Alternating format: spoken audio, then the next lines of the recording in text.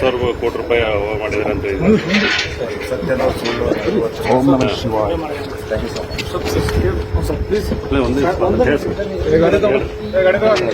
ಓಂ ನಮಃ ಶಿವಾಯ. ಖುಷಿ ಸಿಕ್ಕಿ ಭಾರತ ದೇಶದ ಎಲ್ಲ ಜನರು ಖುಷಿಯಾಗಿ ನಗರಾಂತ ಜೀವನ ಮಾಡಿ ನಿಮ್ಮ ಮೇಲೆ 4,00,000 ಕೋಟಿ ರೂಪಾಯಿ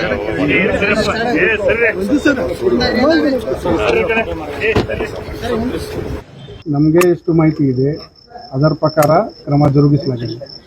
ಕೇಳು ಬಂದಿದೆ ಅಂತ ಬೇರೆ ವಿಚಾರ ಇರುತ್ತೆ. ಪಕ್ಕಾ ಇನ್ಫಾರ್ಮೇಶನ್ ಮಹಾರಾಷ್ಟ್ರದಲ್ಲಿ ಇದೆ ಅಂತ ನಾವು ಕೇಳಿದ ಮೇಲೆ ಒಂದು ಅಡ್ರೆಸ್ ಇಲ್ಲ, ಪುಣೆನಲ್ಲಿ ಕಚೇರಿ ಇದೆ ನಾವು ಚೆಕ್ ಮಾಡಿದ ಮೇಲೆ ಒಂದು ಅಡ್ರೆಸ್ ಇಲ್ಲ.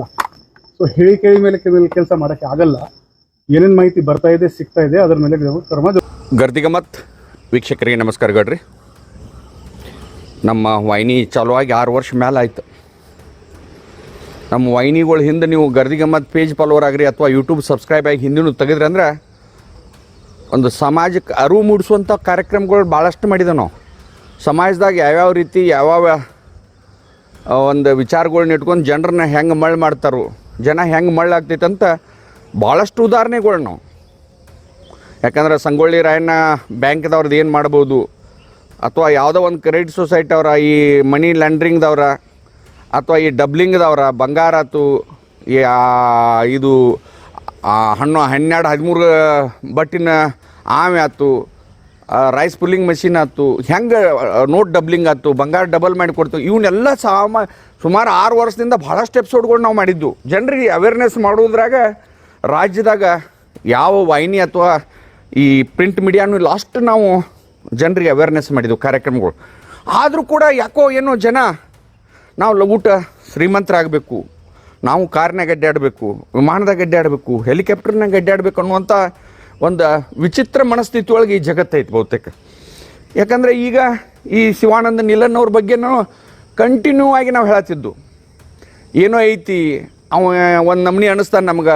ಓಂ ನಮಃ ಶಿವಾಯ ಅಂದ ಆ ಶಿವಿಗೆ ವ್ಯತಿರಿಕ್ತವಾದ ಕೆಲಸಗಳು ಮಾಡತ್ತಾನವ ನೋಡ್ರಿ. ಆದ್ರೆ ಅವ ಹೆಂಗೆ ಅಂಧಭಕ್ತರನ್ನು ಶ್ರದ್ಧಾ ಮಾಡಿದ್ದಂದ್ರೆ ಅವ ಮಾಡೋದೆಲ್ಲ ಒಳ್ಳೆಯದನ್ನು ಐತೆ ಅನ್ನುವಂಗೆ ಅವ್ನು ಕೆಲವೊಂದು ಅಂಧಭಕ್ತರು ಮತ್ತು ಕೆಲವು ಜನ ಅವನ ಹಿಂಬಾಲಕರು ಅಥವಾ ಅವನು ಪೋಷಿಸ್ಕೊಂಡು ಬಂದಂಥ ಒಂದು ಸಂಘಟನೆ ಅವನ ಪರವಾಗಿಯೇ ಮಾತಾಡ್ತಿತ್ತು.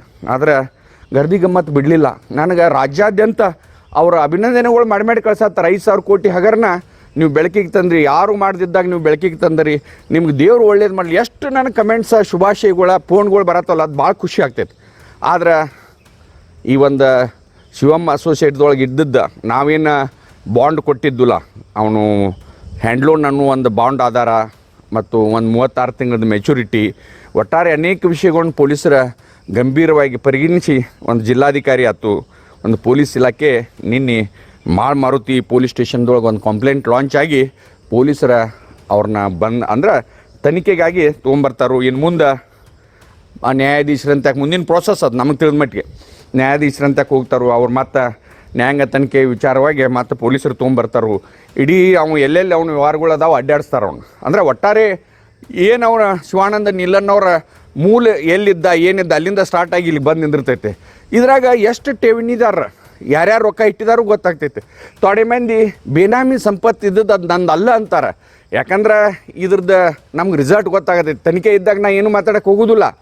ಆದರೆ ಒಟ್ಟಾರೆ ಇಟ್ಟವ್ರಂಕ್ಯ ಇವತ್ತು ಅವ್ರ ಪಾಪ ನನಗೆ ಕೆಟ್ಟ ಅನ್ನಿಸ್ತೈತೆ. ಈ ಅವರ ಮಕ್ಕಳ ಮದುವೆಗೋ ಅಥವಾ ತಮ್ಮ ವೃದ್ಧಾಪ್ಯದಾಗೋ ಅಥವಾ ಈ ದೇಶಕ್ಕಾದಂಥ ಮಾಜಿ ಸೈನಿಕರು ಭಾಳಷ್ಟು ಜನ ಅದಾರ. ನಿನ್ನಿಂದ ನನಗೆ ಫೋನ್ಗಳು ನಾವು ರೊಕ್ಕ ಇಟ್ಟಿದ್ದೇವ್ರಿ, ನಮ್ಮ ಸಂಬಂಧಿಕರು ಭಾಳಷ್ಟು ಮಂದಿ ಫೋನ್ ಮಾಡಕತ್ರ. ಮೊದಲು ಏನೂ ಹೇಳಲಿಲ್ಲ, ಹೆಂಗಾರೆ ಮಾಡಿರಿ ಅದು ಇಸು ಕೊಡೋದು ಬಿಡೋದು ಈ ಸರ್ಕಾರದ ಮ್ಯಾಗ ಈ ಅಧಿಕಾರಿಗೆ ಮ್ಯಾಗ ಜವಾಬ್ದಾರಿ ಐತಿ. ಅವ್ನು ಎಲ್ಲೆಲ್ಲಿ ಇನ್ವೆಸ್ಟ್ಮೆಂಟ್ ಮಾಡಿದ ನೋಡಬೇಕು. ಈಗ ಒಟ್ಟಾರೆ ಈ ತನಿಖೆ ಇನ್ನು ನನ್ನ ಅಂದಾಜಲೆ ಅವರ ಬ್ಯಾಂಕ್ ಅಕೌಂಟ್ಗಳೆಲ್ಲ ನನ್ನ ತಿಳುವಳಿಕೆ ಮಟ್ಟಿಗೆ ನಾ ಹೇಳತ್ತೇನೆ ಇದನ್ನು ಸೀಸ್ ಆಗ್ತಾವು. ಆದರೆ ಇಟ್ಟವ್ರ ಏನಂತೇಳಿ ನಿನ್ನೆ ಅವನ್ನ ಅರೆಸ್ಟ್ ಮಾಡಿದಾಗ ಓಂ ನಮಃ ಶಿವಾಯ ದೇವ್ರು ಎಲ್ಲರಿಗೂ ಒಳ್ಳೇದು ಮಾಡಲಿ, ಅಲ್ಲ ಒಂದು ಸಾಮ್ರಾಜ್ಯ ಕಟ್ತೇನೆ ಅಂತ ಹೇಳಿದಂಥ ಮನುಷ್ಯ, ಒಬ್ಬ ಸಾಮಾನ್ಯ ಮನುಷ್ಯ ಸಾಮ್ರಾಜ್ಯ ಕಟ್ಟಕ್ಕೆ ಹೋಗಿ ಎಷ್ಟು ಕುಟುಂಬಗಳು ಹಾಳದು.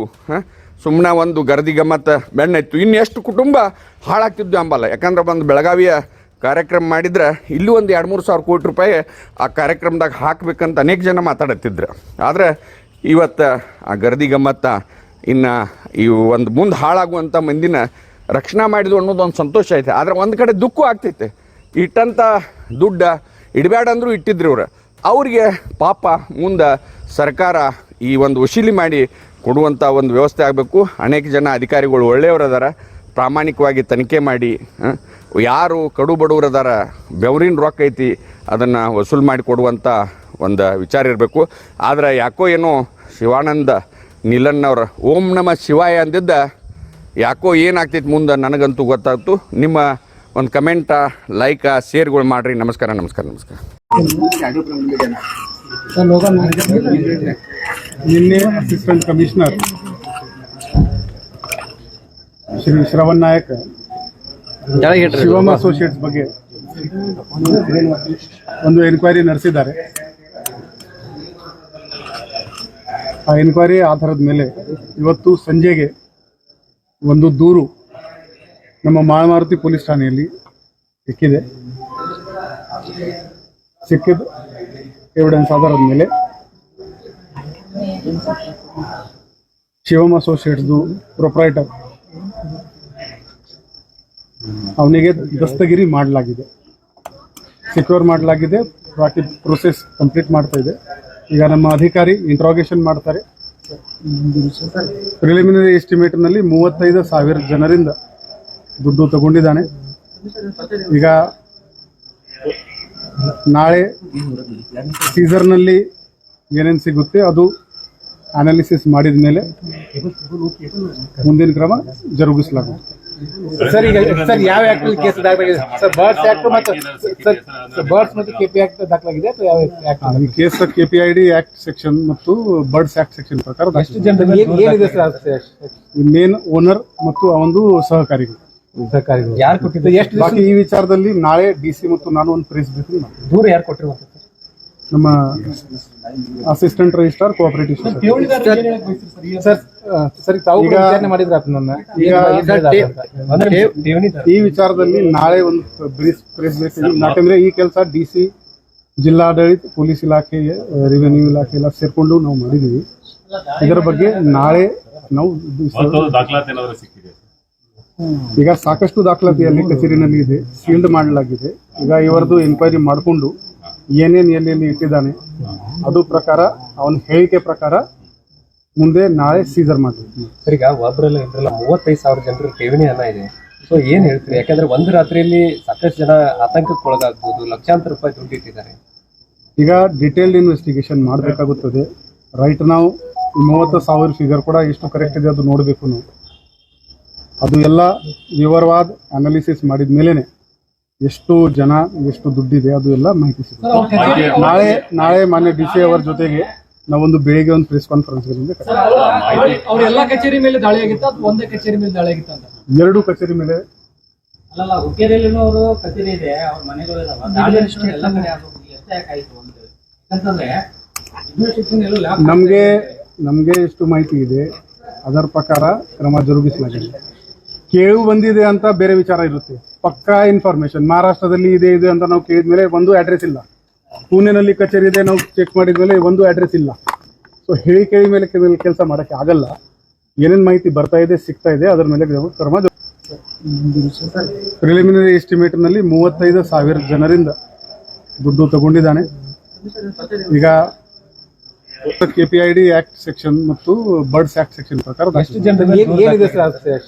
ಈ ಮೇನ್ ಓನರ್ ಮತ್ತು ಅವೊಂದು ಸಹಕಾರಿಗಳು ಯಾರು ಕೊಟ್ಟಿದ್ದು? ಎಷ್ಟು ನಿನ್ನೆ ದಿವಸ ಮಾನ್ಯ ಜಿಲ್ಲಾಧಿಕಾರಿಗಳ ನಿರ್ದೇಶನದಂತೆ ಸ್ವಲ್ಪ ಮಾರ್ಕೆಟ್ ಇಂಟೆಲಿಜೆನ್ಸ್ ನಮಗೇನು ಬಂದಿತ್ತು, ಆ ಪ್ರಕಾರವಾಗಿ ನಾವು ಈ ಶಿವಮ್ ಅಸೋಸಿಯೇಟ್ ಏನು ಕಂಪನಿ ಇದೆ ಆ ಕಂಪನಿಗೆ ಏನು ಶಿವಾನಂದ ನೀಲನವರವರು ಏನು CMD ಅಲ್ಲಿ ನಾವು ಒಂದು ಪ್ರಾಥಮಿಕ ತನಿಖೆಯನ್ನು ನಾವು ಸಹಕಾರಿ ಇಲಾಖೆ DR ಅವರು, ACP ಮಾರ್ಕೆಟ್ ಅವರು, ಆಮೇಲೆ ಈ ಜ್ಯೂರಿಸ್ಡಿಕ್ಷನಲ್ CPI ಅವರು ಹೋಗಿ ಇನ್ವೆಸ್ಟಿಗೇಷನ್ ಅನ್ನು ಪ್ರಾಥಮಿಕವಾಗಿ ನಡೆಸ್ಕೊಂಡು ಬಂದಿದ್ವಿ. ಆ ಪ್ರಕಾರವಾಗಿ ಒಂದು ವರದಿಯನ್ನು ನಾವು ಈಗಾಗಲೇ ಮಾನ್ಯ ಜಿಲ್ಲಾಧಿಕಾರಿಗಳ ಮುಖಾಂತರ ಸರ್ಕಾರಕ್ಕೂ ಸಹಿತ ನೀಡಿದ್ದೀವಿ. ಈ ಒಂದು ಹಂತದಲ್ಲಿ ಮಾನ್ಯ ಜಿಲ್ಲಾಧಿಕಾರಿಗಳ ಒಂದು ನಿರ್ದೇಶನದಂತೆ ನಮ್ಮ ARCS ಏನಿದ್ದಾರೆ ಅವರಿಗೆ ಒಂದು ಅಥರೈಸೇಷನ್ ಅನ್ನು ಕೊಟ್ಟಿದ್ದಾರೆ. ಆ ಪ್ರಕಾರವಾಗಿ ಅವರು ಒಂದು FIR ಅನ್ನು ಮಾಳಮಾರುತಿ ಪೊಲೀಸ್ ಸ್ಟೇಷನ್ ಅಲ್ಲಿ ನೀಡಿದರು. ಆ ಪ್ರಕಾರವಾಗಿ ಏನು ನಮ್ಮ ಶಿವಾನಂದ್ ನೀಲ್ನವರಿದ್ದಾರೆ ಅವರನ್ನ ಈಗ ಪೊಲೀಸ್ ಇಲಾಖೆ ಬಂಧಿಸಿದೆ. ಸೊ ಇದು ಒಂದು ಅನ್ರೆಗ್ಯುಲೇಟೆಡ್ ಫಂಡ್ ಟ್ರಾನ್ಸಾಕ್ಷನ್ ಒಂದು ಕ್ಲಿಯರ್ ಕೇಸ್ ಇರೋದ್ರಿಂದ ಸಾಕಷ್ಟು RBI ಮತ್ತು SEBI ಗೈಡ್ಲೈನ್ಸಿನ ವೈಲೇಷನ್ಗಳು ಆಗಿದ್ದಾವೆ. ಸೊ ಪ್ರಾಥಮಿಕ ಈ ಹಂತದ ತನಿಖೆಯಲ್ಲಿ ಇಷ್ಟು ನಮಗೆ ಗಮನಕ್ಕೆ ಬಂದಿದೆ. ಸೊ ಇನ್ನಷ್ಟು ತನಿಖೆಯನ್ನು ನಾವು ನಡೆಸ್ಕೊಳ್ತೀವಿ. ಕೇಳಿ ಎಷ್ಟು ಕೋಟಿ ಟ್ರಾನ್ಸಾಕ್ಷನ್ ಅಲ್ಲ, ಅದು ಈಗ ನಿಖರವಾಗಿ ಅದನ್ನ ಯಾವುದು ಹೇಳಕ್ ಆಗೋದಿಲ್ಲ. ಸದ್ಯಕ್ಕೆ ಪ್ರಾಥಮಿಕವಾಗಿ ನಮಗೆ ತನಿಖೆಗೆ ತಗೊಂಡು ಬಂದಿದ್ದೀವಿ. ಎಷ್ಟು ಠೇವಣಿದಾರರಿದ್ದಾರೆ ಅದರದ್ದು ಮಾಹಿತಿಗಳನ್ನು ಸ್ವಲ್ಪ ತಗೊಂಡು ಬಂದಿದ್ದೀವಿ.